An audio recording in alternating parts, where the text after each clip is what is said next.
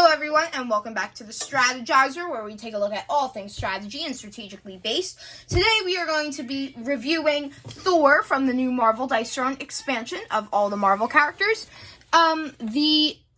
So if you enjoyed, don't forget to like and subscribe and hit the notification bell so you can be updated when new videos come out. The next review should be on Captain Marvel, so that'll be helpful for you so you can know when that comes out.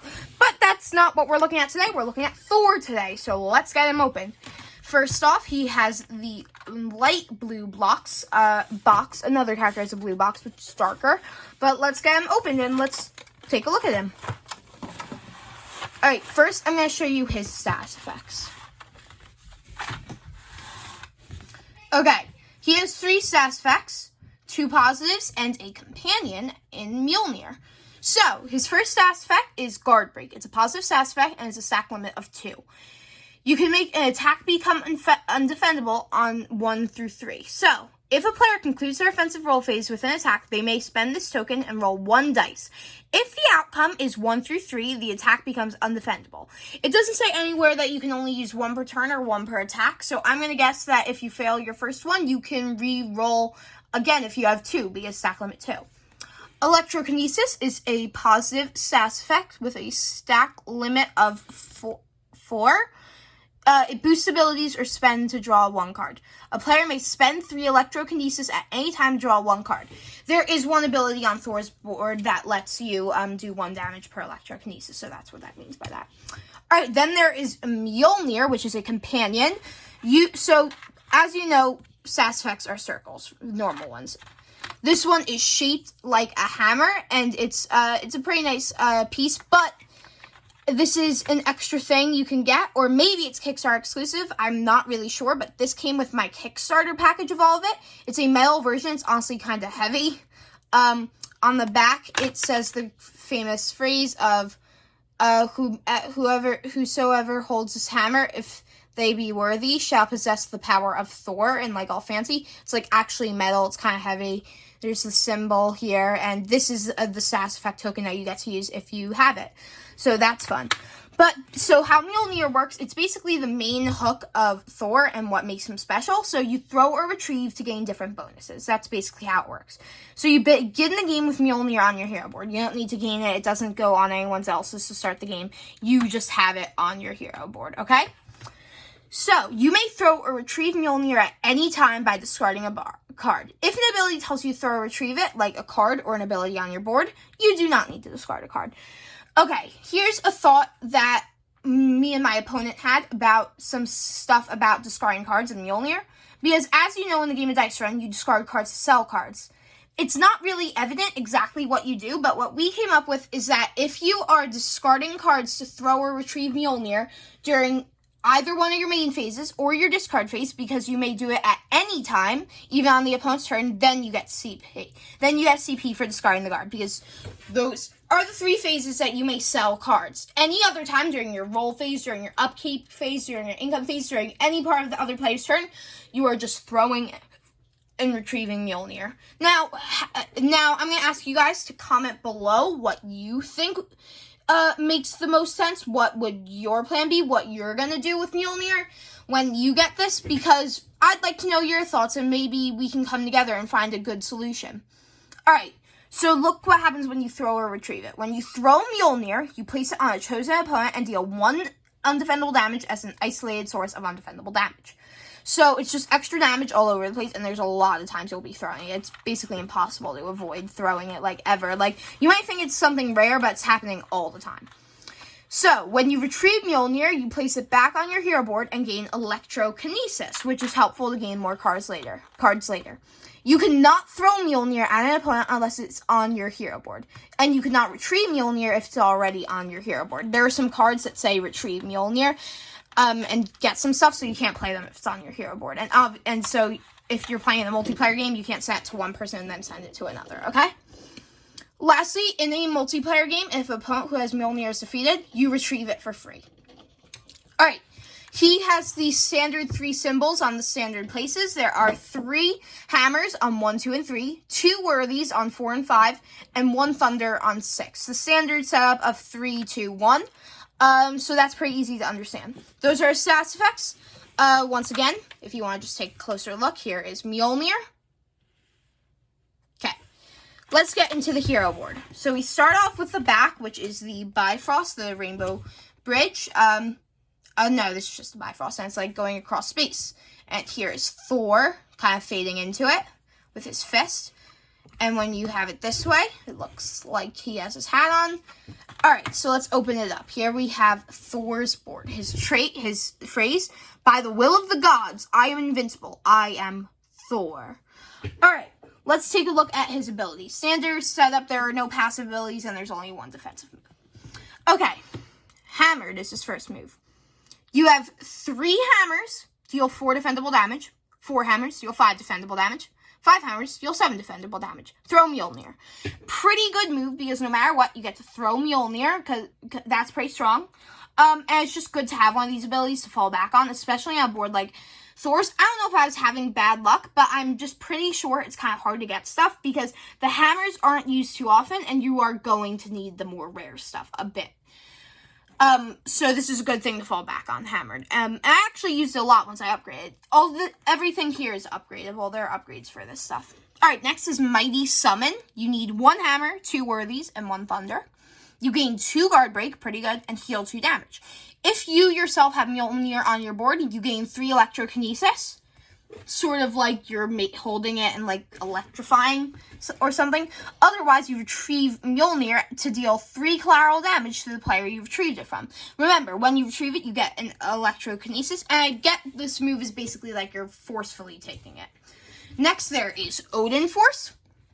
You need 2 hammers and 3 worthies. You deal 5 defendable damage and roll 5 dice to get different things. So, on 2 hammers, throw or retrieve Mjolnir. So since you're rolling 5 dice, you could technically get 4 hammers. You only get to do throw or retrieve, and you only get to do it once.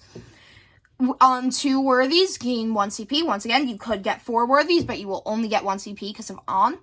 And then you gain 1 per thunder electrokinesis. That's the only per there. You get, if you rolled 5 electrokinesis, you will get 5 electrokinesis. Except you won't, because the stack limit is 4. Then you will add 1 defendable damage per electrokinesis. So basically, what the max damage you're going to be doing here is 9. If you don't get any thunders and you already had 0, then you're just not going to get anything extra, and just do the 5. Chain Lightning is 3 hammers and 2 thunders. You're going to roll 3 dice and then deal damage equal to the total roll value of any 2 of these dice. Basically giving you options so that if you got like 1, 5, 6, like you don't have to use that 1, you can use the 5 and 6. But it's gonna be sad when you get 6, 6, 6 and you only can use 2. By the way, when it doesn't say what type of damage it is, when it's one of these rolls and then the totals, it's going to be defendable damage. Then additionally, you deal 2 undefendable damage as an isolated source of collateral damage to a chosen opponent. Obviously, since it's collateral in a multiplayer game, that would go to all players. Then there is his small straight lightning rod. You deal 7 defendable damage. If you, by the way, this was 3 hammers and 2 lightnings you need. If the opponent you are attacking has Mjolnir, deal 9 defendable damage instead. Otherwise, meaning that if you have Mjolnir and you're dealing 7 defendable damage, you gain an electrokinesis. Pretty good move all around. Then there's his large straight, throw or retrieve Mjolnir, then you gain 2 electrokinesis and deal 10 defendable damage. Just a basic good move all around. Then there's Bottled Lightning. This is your sub-ultimate, penultimate, whatever you want to call it, for thunders. Throw or retrieve Mjolnir up to 2 times, meaning that whatever it started as, I don't know why it says up to, because no matter what, you're probably just going to keep it going. But, like, maybe in some cases you would want to not do that. Like, if you have a card that says Retrieve Mjolnir. So, you can do a full round back to yourself or back to an opponent. Then you gain 2 guard break, then deal 7 defendable damage. Defendable for a penultimate is pretty rare, I'd say. Then you add 1 defendable damage per electrokinesis. Pretty good move all around, once again. Then there is his defensive move, Thunder Wheel. On 2 hammers, throw or retrieve Mjolnir. No need to worry about that, because you cannot get 4 hammers unless you upgrade it, because during the upgrade you get to have 4 dice rather than 3. Throw or retrieve Mjolnir, pretty good. Then prevent 2 per worthy damage. Always good for a defensive roll to have a lot of preventing and healing. On Thunder, gain Electrokinesis. Remember, if you get 3 Thunder, you get 1 Electrokinesis, because there is no purse here. Then there's his ultimate, which I actually got in my game. And it was a natural ultimate. I didn't use any cards. I just randomly got it during my 3 rolls. It was a pretty good turn. Gain Guard Break, Thrower, Retrieve Mjolnir up to 4 times. That's very good. And then deal 14 undefendable damage. This is one of the best ultimates I've seen. Just also looking at the damage. 14 undefendable is great. Then you get 2 Guard Break for later turns to make more attacks undefendable, which is great against all characters. You don't like defensive moves. They're bad for you. And then you get to throw and retrieve Mjolnir up to 4 times. Usually, almost in all cases when you do this, well, when you do this no matter what, but in all cases, or most cases, you will be then getting 2 extra damage and 2 Electrokinesis, because back and forth and back and forth. It was funny in my game when I got my ultimate, because I was just like 1, 2, 3, 4, like counting it out. It was pretty funny. Like, I just kept moving my hand back and forth. That is Thor's board. Let me talk about some design choices. Then I'll go over some cards, and then I will tell you my thoughts. His combat points is him standing there angrily and kind of ominously. It's pretty basic combat points. This is a very cool health dial. He's putting out Mjolnir, kind of looking like in the first Thor movie, when he finally gets it back, like when he's about to die, and then he puts his hand out and gets it, and like he's awake again. So that's pretty cool. Once again, don't know if this is Kickstarter exclusive. Well, once again, if you saw the other review videos, but this may be Kickstarter exclusive or not, but it's the styled dice with like the lines and waviness. Alright, so let me go over some cards. Let's start with his promo card. You can get this separately, or it's going to come with your Kickstarter.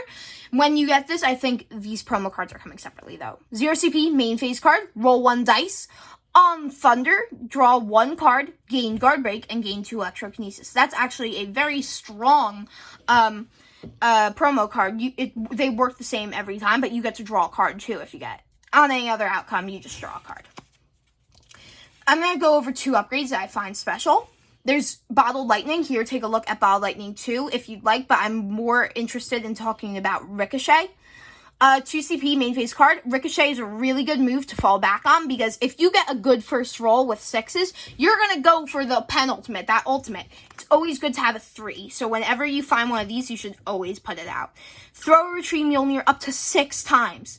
That's going to be 3 Electrokinesis, aka a card, and then 3 damage. That's really good also just to be using Mjolnir. It's a very good move to fall back on, honestly, in my opinion. It's only 3 undefendable damage, but it's undefendable, and it's strong to use Mjolnir.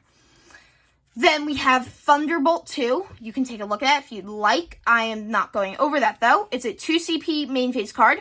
What I want to go over, though, is the other ability, Asgardian Brawn. It's 3 worthies, and you heal 4 damage. Now, based on his board, there's probably not going to be too many situations when you have 3 worthies. Probably only with Odin Force. That's 3 worthies and 2 hammers. But healing 4 is always good for a character, especially one who doesn't heal too often. He does have a protect on his... he does protect damage on his defensive roll, but not much. Only, well, up to 6, basic. Then there's He is Worthy. It's not that special. It's a 1 CP roll phase card. Change the value of any one of your dice to 4 or 5. And it's just a cute play on words, because 4 and 5, as you can see, 4 and 5 are the symbols called worthy. So it's just a cute play on words. It's not that important, but I've just found it funny. Then there's Time to Hammer, 0 CP, anytime card. You retrieve Mjolnir and gain 1 CP and Electrokinesis. Once again, you cannot do the other abilities if it is already on your board. I mean, Mjolnir. There is actually no throw version of this card. There's Indomitable Will, 2 CP roll phase card. Play only after being attacked. If the incoming attack would reduce your health to 0, roll 1 dice. Unworthy, set your health to 1 instead. I like that. It gives you 1 extra turn, and it's just, I like the play on worthy, giving you, like, worthy-like things. Invulnerability is a 2 CP roll phase card. Discard 2 Electrokinesis to prevent all incoming damage. As you've seen, you're going to have a lot of Electrokinesis, so this will not be hard to do, and it's always good to have a card like that. Stormbreak, I think, is just interesting, the way it works. It's a 0 CP anytime card. I like that it's like, play only if you have thrown Mjolnir twice this turn. I think it's an interesting way to force a card when it can be played. Draw 1 card, gain 1 CP, Guard Break, and Electrokinesis. It's a good card. That is it for Thor's cards. One more look at Mjolnir, because it's very pretty. I just love looking at this thing and holding it. we have Thor, the God of Thunder. He is a very fun character. Honestly, out of all I've tried out so far, he's my favorite I have seen. Difficulty level 3, not too hard. I would honestly agree with 3 because the Mjolnir is not a complicated subject to talk about. Easiest companion I've seen, even including like old Dice Throne with the machines and the seedlings and Nyra. But Thor, awesome character. He's very strong. He does a ton of damage. And he doesn't have too much that's defendable, but he has guard break. So he's a strong character. I ended up losing with him. But that was just, wasn't getting good rolls. I know I got that natural ultimate, but that was really the only good turn. Otherwise, Thor is a great character. I'd recommend him. And see you next time. Remember to like and subscribe and hit the notification bell. Bye!